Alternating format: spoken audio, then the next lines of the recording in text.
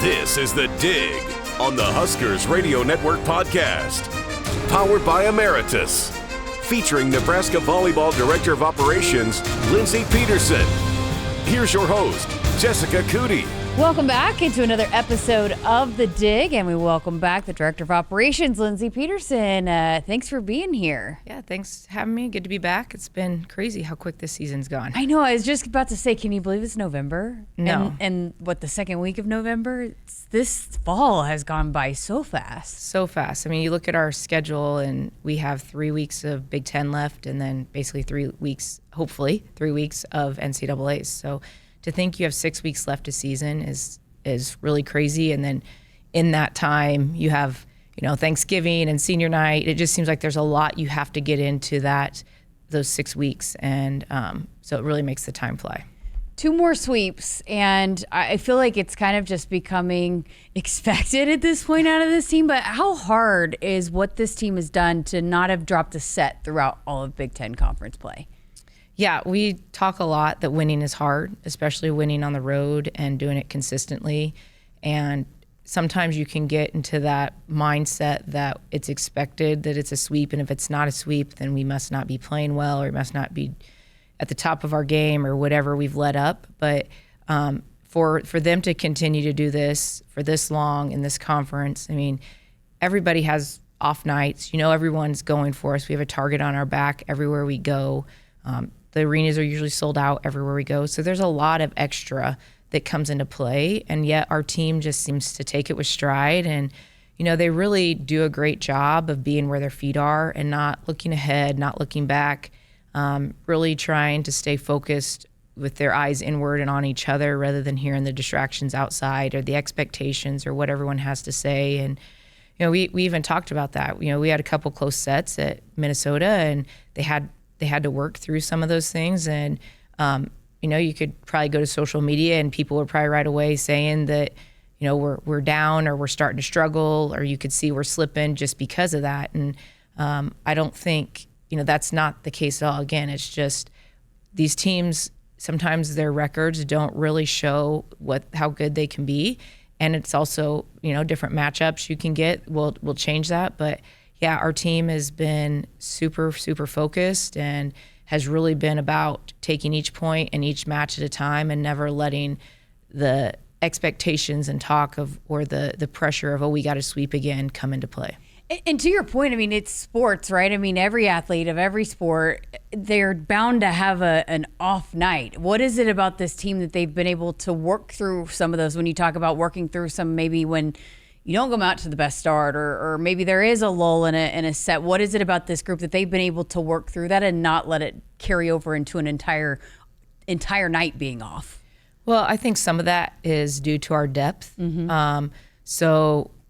If one player does have an off night, it maybe doesn't show as much because we have such incredible balance and depth on our team that somebody else could step up. And when you look offensively, I mean, we don't have somebody leading our way every night getting 25 kills. Some of these teams are relying on just one hitter every night. And when you rely on one player, your season goes as that player goes, basically. And we're fortunate enough that our team is very talented across the board, and our depth, I think, has allowed us to be able to fight through maybe some of those slow starts because we face slow starts in practice a lot when we do 6-on-6. I mean, the A side may not be winning some of them, and they have to battle through, and we're mixing people all the time. And so I think just that has enabled our team, once they get in a match, to not really hit the panic button if things don't start off smooth, and they just keep, grinding and staying focused and don't let a slow start impact the whole match. But they also use it as a quick learning tool. Like, all right, we got off slow. We really need to start getting focused in here. And if somebody's struggling a little bit, we need to figure out what's working for us right now and go with that. That's incredible. Laney Choboy is the Defensive Player of the Week for the Big Ten, had a career day against Illinois. And JB asked the question to Danny in the post-game interview, was that her best match as a Husker? And Danny's like, well, I wasn't here, so I can say it's the best of the season. But you've seen her growth. Was that Laney's best match as a Husker? Well, I think from a defensive standpoint, Laney is very, very good. And the matchups we had with Illinois and kind of what they were doing offensively, and they try to throw it around a lot. And Laney has a great feel and read defensively, and so she gets a jump on the ball and can cover a lot of court that way. So it was almost a perfect world for her, the matchup that we had and what Illinois brought, and then just how Laney can read and how aggressive she is on the court made her have such a big night. And so I would say, as far as stat-wise, was probably one of her best nights, but I've also seen Laney in matches, come out and make some plays that just completely turn the momentum of our game and have completely changed how the match has gone in her previous years as well. So it's tough to say, like, best match. I think a lot goes on the timing of the match and what happens. But as far as statistically, I think Laney is that match is probably one of her best for sure. And you could see she was very confident out there, and she was really taking charge defensively, and that's exactly what we want her to do and what we need her to do. And she has the green light. If she gets the ball, she can take the ball, and she really took that to heart. And that can really deflate a team that is trying to throw things in. They're trying to avoid our big block and do whatever, and it can deflate them when they can't get anything to the ground when you have somebody like Laney back there. How about Andi Jackson and her week last week? That was unbelievable. Yeah, Andi, I think just continues to become more dominant, and part of that is just Andi's how driven she is to be elite. Like, Andi would probably still say that she did this A, B, and C wrong in those matches, and be able to nitpick and find that wasn't a great weekend, or what she did wrong, or she wished she could have done better.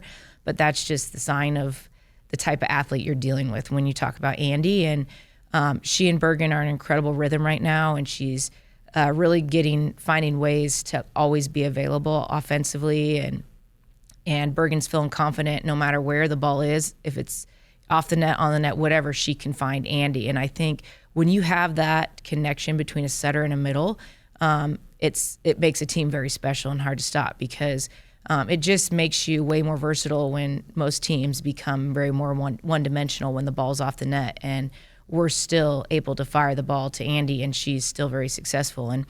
And I mean, when you have somebody with Andi, like Andi up in the front row, it just opens things up for all the other hitters, because when she's hitting I think she was hit 1,000 on Thursday night, and then was over around 15 kills on Sunday or Saturday. And that's just, you got to constantly know where Andi is as the opposing team, and that just creates so much stress on them. So it's so rewarding to see, because I know Andi's put in the work, and she's got such a high ceiling still, which is just crazy to think about. But her physicality, her physical gifts that she has, and as she continues to grow with her volleyball technique and knowledge, she's just going to continue to get better. She shared recently in a press conference about she had to work through some things mentally, and I think that's been one thing that Coach Cook over the years has really embraced, that kind of part of it. And you just went back about talking about the team and how they approach mentally this kind of stuff. I'm sure some people are aware, but for some that are not, that's a big emphasis for this program, right? Is making sure that you're taking care of yourself mentally, and the resources are provided for these student athletes to work through some of those things, not just the physical part of it, but how you're taking care of yourself mentally and emotionally, right? Absolutely. I mean, you look at our team, and you're in like the top 1% of volleyball players in the nation that are playing, and they all have major aspirations and professional goals, national team goals. So it's not just what they're doing right now. They're trying to constantly get better. And when you see the depth of our team, I mean, you can be an incredibly talented volleyball player, and you may not be stepping on the court right now. And so that takes a toll on you. And then the day-to-day battle, when you're battling against that every single day, can really wear you down mentally. So we definitely stress the importance of, you've got to, make sure you fill your bucket. You've got to find balance in your life. You got to make sure, if you need to utilize other resources, to make sure you are in the right, headspace. And for when you play, that those are all we make available, because we know we're dealing with pretty much 17 perfectionists and 17 extremely elite athletes. And that combination is going to put in there for a lot of probably negative self-talk, self-criticism, And then you throw on top of that just the visibility our team has on social media and in the public eye, and the scrutiny they face that way.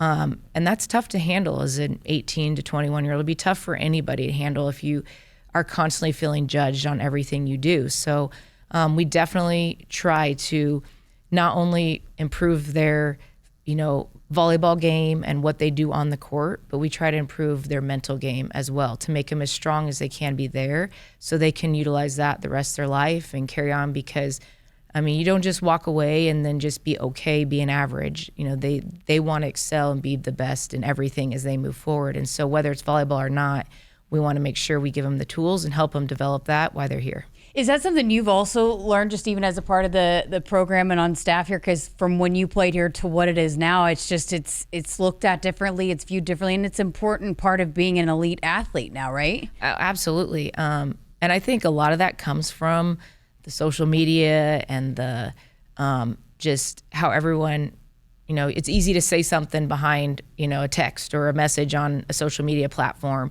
And 10 years ago, that wasn't happening. So you might read about it in a newspaper, or you might hear somebody say it in an interview that you might not have played well or whatever, but you didn't see it on the daily on a social media platform.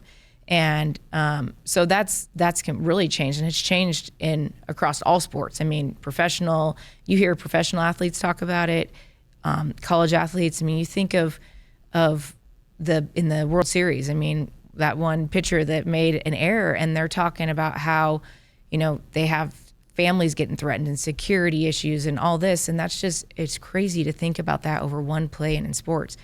But when you put these athletes on that type of platform, you're really opening yourself up to that. And we have to find a way to help combat that, and also to make them be able to handle that, because it's now a reality of what we're dealing with in college athletics. Absolutely. Okay, so a couple big news items. One of those coming out last week, 3 players of the year semifinalists in Bergen, Reilly, Harper, Murray, and Andi Jackson. I won't make you pick between the 3, but give us a pitch for all 3. What pitch would you give for each player individually to be player of the year? Well, starting with Bergen, I think you look at our offensive production and what our team continues to do offensively, and you have to have a phenomenal captain and floor captain and your setter to do that. Yes, you can have incredible attackers, but your setter has to run the show. And I think Bergen has really established herself in these last 3 seasons, and this year you can really just see her. She's even blossomed more in that role, and she's extremely mature and just at another level. She makes it look so easy, but it's not easy. And I think people understand that and know that you have to have a phenomenal player in that role to make your team be as offensively dominant as we are. And then how about Andi? Well, you kind of touched on Andi, but Andi's just, like I said, unique. It's just, she's so gifted, and she's always a threat for the other team. She's really started to excel from the service line. She's grown in that part of her game. Her blocking has improved this year as well, and then just offensively, she's just become at a whole nother level offensively, with her, the speed of her arm, how high she jumps, just how she's always available. She sees the court really well now. It just makes her so tough to stop. And I think you put a lot of, if you list all these different things you want to see in a middle blocker, you just can check every one of them when you go down the list with Andi. And that's really tough to find in any team across the nation. All right, and how about Harper? Harper, I would say, is probably the best 6 rotation player out there as far as what she does for our team. And she may not have the stats as other 6 rotation outsides, excuse me, but just the role and her presence and what she brings to our team, the intangibles in those areas, is not, you can't just replace. And I also think she has grown in a way where I've talked how it's almost like the game has slowed down incredibly for her, and it comes across easy, and she plays at just another level. the teams may prepare to stop one thing, they may change one thing, and then she can just do something else just like that and do it easily, naturally. So her volleyball IQ, her presence on the court, and then obviously just her, volleyball talent as a 6 rotation player and the load she carries for our team really separates her and makes her, a great option for Player of the Year. She cleans a lot of stuff up too, right? That in times where she's not always getting the perfect set out of system, right. And going back to the making it look easy when it's not easy. What's some of the things she's being asked to do? Absolutely. I mean, she's ready to take a swing when it counts, and she's always, that in that role, whether she's front row or back row, and she's really established herself as a back row attacker as well. She's always an attacker for us, and so even when she is in the back row, the opposing teams can't, not worry about her. She's finding a way to score, and she's become hitting very efficiently from the back row, and not many outsides are doing that. All right, so we saw the high school state championships over the last week take place at Devaney, and PBAU are also a fellow state champion, right? Two-time Nebraska. Way back in the day. But how much has that grown, and how special is that to see just this state and the high school volleyball, the level of talent? I mean, we saw some future Huskers. There's players on this team that have won state titles here in the state of Nebraska. Mm-hmm. Just the growth of that as well. It's got to be special to you from when you won a state title to what it is now. Yeah, I mean, way back then I thought state volleyball was a big deal, and but now you just see the level across the board and the how fundamentally sound these teams are tells you that the state has bought into volleyball. And like you said, it's not just.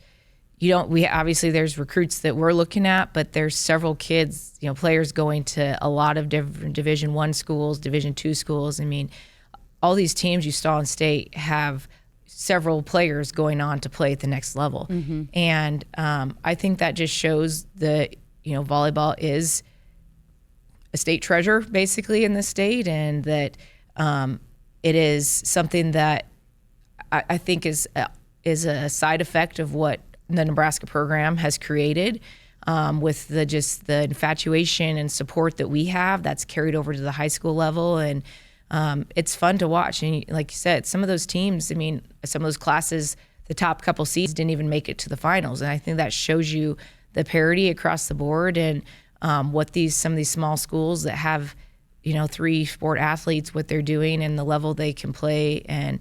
But I would say the biggest change is just to see how the volleyball IQ of these teams now, and then how fundamentally and technically sound they are. Like it's not just, you've got a couple players who can jump high and move quickly. I mean, they have the physical gifts, but they also have worked hard to refine the volleyball skills. And that comes from a complete dedication to our coaches out here in the state and our club programs in the state. And I know you get coaches from other states coming in to watch our state tournament, because it is a recruiting hotbed. And to your point too about there's other programs in the state that are also at the top of their divisions, and they're different wherever they are in college volleyball. There's a lot of really talented collegiate programs in the state that are really fueled by Nebraska high school state talent. Yeah, absolutely. I mean, that's really incredible to see when you see Division I, Division II, Division III, NAIA, where the Nebraska programs stack up in those rankings. And to know most of those, especially some of those NAIA and Division II and III, a lot of those kids are from the state of Nebraska. They're not getting outside prospects. They can keep their recruiting within the state. And I think when you do that, there's more buy-in. There's a little bit more of ownership in it. I mean, you're from the state of Nebraska. You're playing from a team that's from Nebraska. I just think that helps these programs thrive too, and gives them, that hard work mentality that Nebraskans have, and you see that across the board at all divisions.